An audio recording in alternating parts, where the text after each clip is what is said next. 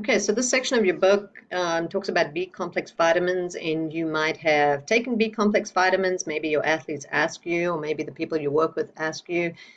So all the B complex vitamins are all the B vitamins that are added together. And so here you can see I've added the list.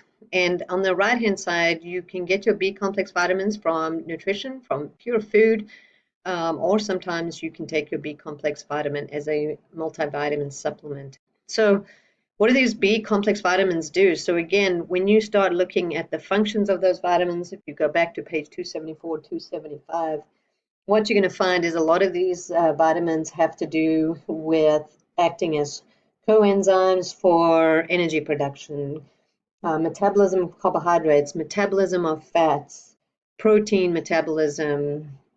So, what's really interesting about this big complex vitamins is that they added all together, they can potentially help improve performance. And you can anecdotally try that and see how your energy levels change as a result of taking the B complex. I mean, even just eating a diet that is more fruit and vegetables, eating salads more, you'll notice that your energy levels will increase. So that's the simplistic version of what B complex vitamins are.